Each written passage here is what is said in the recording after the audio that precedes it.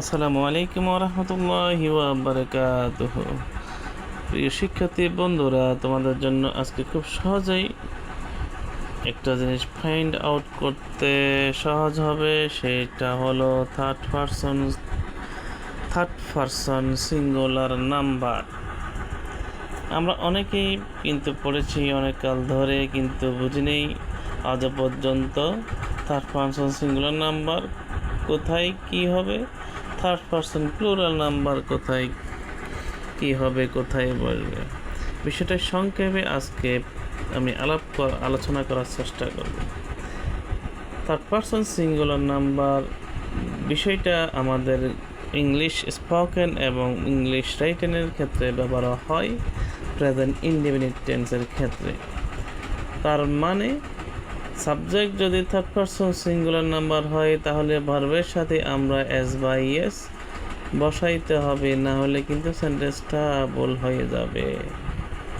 আজকে সে বিষয়ে আলাপ করি, তার আগে শুনে নিই থার্ড পারসন সিঙ্গুলার কি। তার মানে সিঙ্গুলার আর প্লুরাল একটু পরে আসি, এখন আগে চিনি আমরা থার্ড পারসন কি।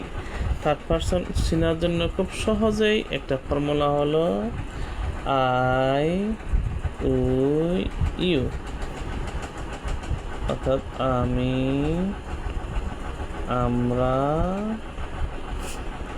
তুমি। এই তিনটা জিনিস একটু কষ্ট করে মনে রাখলেই চলবে। আমি, আমরা, তুমি ছাড়া, আমি, আমরা, তুমি ছাড়া দুনিয়াতে যা কিছু আছে সব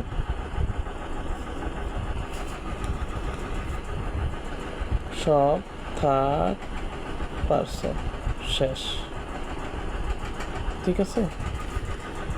আমি, আমরা, তুমি ছাড়া দুনিয়াতে যা আছে বাকি সব থার্ড পারসন। তাহলে এবার আমরা তার আগে একটু আলাপ করে নিই পার্সন বিষয়ে। আমরা জানি পার্সন দুই প্রকার, একটা হলো সিঙ্গুলার আর একটা হলো প্লুরাল। এখানে সিঙ্গুলার বলতে যে বিষয়টা বোঝায়,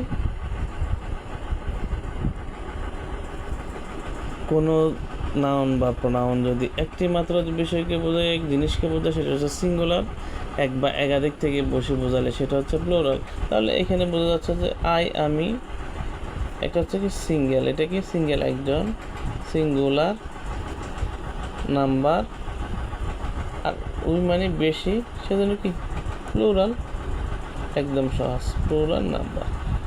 ঠিক আছে? ইউ হচ্ছে সব সময় second person.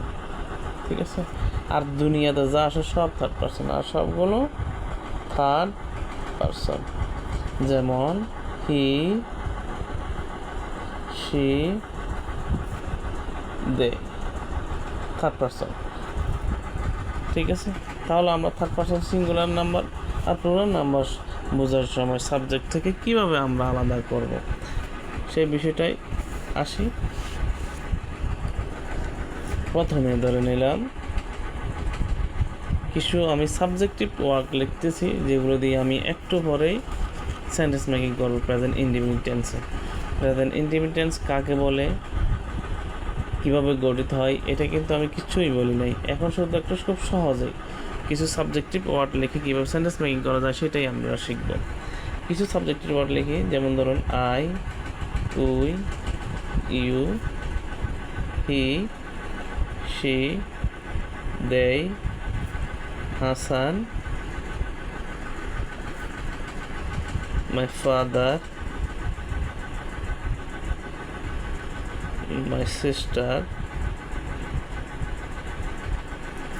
the boy but the girl.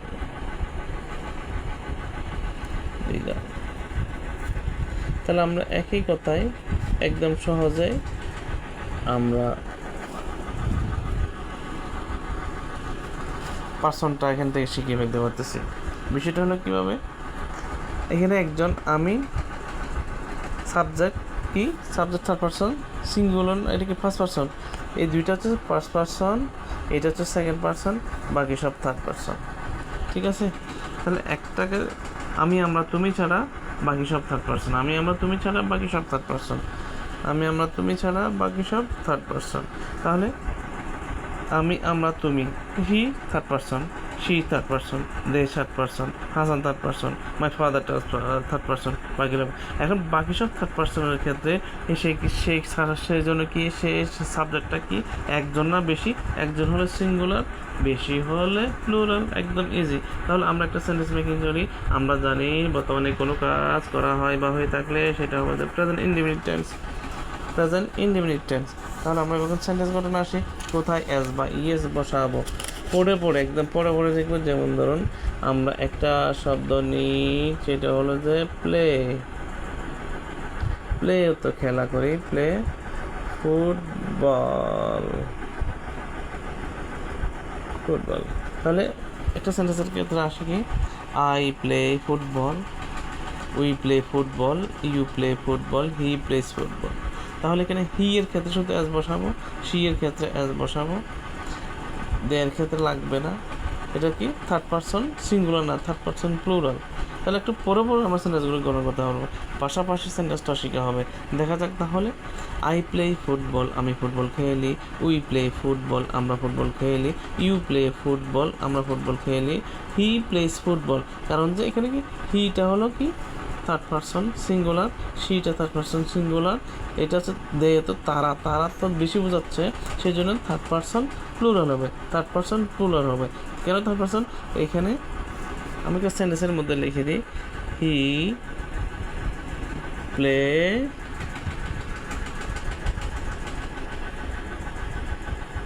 Football, তাহলে হি প্লেস হবে, হি কী হবে প্লেস হবে, সেই জন্য third person subject third person singular, সেই জন্য প্লেস হচ্ছে।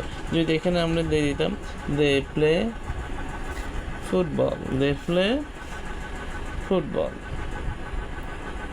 ফুটবল, তাহলে এইখানে এই সাবজেক্টটা হলো কি থার্ড পারসন সিঙ্গুলার নাকি প্লুরাল, সেটা আমাকে কিন্তু খুঁজতে হবে। এই যে আইও নাই, উইও নাই, ইও না, অর্থাৎ আমি নাই, আমরা নাই, তুমি নাই, তাহলে সেখানে কি আছে দে আছে, দে আছে, তো তারা, সেই জন্য কি এটা হচ্ছে সাবজেক্ট, এটা সাবজেক্ট থার্ড পারসন বের করলাম। এখন কি সিঙ্গুলার না প্লুরাল? এটা হচ্ছে কি প্লুরাল, প্লুরাল। তাহলে সাবজেক্ট থার্ড পারসন প্লুরাল হওয়ার কারণে সেই জন্য এস বসানো লাগতেছে না। তাহলে দে প্লে ফুটবল। তাহলে হাসান কোন person? Third person singular number. My father কোন person? Third person singular number. My sister কোন person? Third person singular number. একদম পরে সেন্টেন্সগুলো সব সহজেই মেলানো যায়। তাহলে আবার একটু ট্রাই করি আমরা, যে আমি আমরা তুমি ছাড়া দুনিয়াতে যা আছে সব হলো থার্ড পারসন।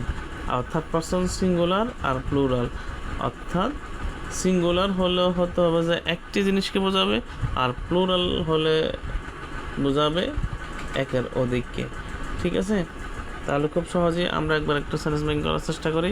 সে হলো আই প্লে ফুটবল, আমি ফুটবল খেলি, উই প্লে ফুটবল, আমরা ফুটবল খেলি, ইউ প্লে ফুটবল, তুমি ফুটবল খেলো, হি প্লেস ফুটবল, সে ফুটবল খেলে, শি প্লেস ফুটবল, সে ফুটবল খেলে, দে প্লে ফুটবল, তারা ফুটবল খেলে, Hasan plays football, Hasan football খেলে, মাই সিস্টার প্লেস ফুটবল, আমার বোনের ফুটবল খেলে, দি বয় প্লেস ফুটবল, ছেলেটি ফুটবল খেলে, দি গার্লস প্লে ফুটবল, ছেলেটি মেয়েটি ফুটবল খেলে, দি গার্ল প্লেস ফুটবল। তাহলে এস বসতে হবে এই সাবজেক্টেড ওয়ার্ড, এইগুলোর সাথে আমরা এস বসাবো। তাহলে কীভাবে আমরা সেন্টেন্সের ভিতরে কোনটা থার্ড পারসন সিঙ্গুলার নাম্বার, কোনটা থার্ড পারসন প্লুরাল নাম্বার শিখে কীভাবে সেন্টেন্স মেকিং করতে হবে, এভাবে যদি একটু পড়ে আর বুঝে যদি মিলাইতে পারে সেন্টেন্সটা, তাহলে আমাদের বাক্য গঠনে এবং সেন্টেন্স বলাতেই কোনো ভুল হবে না।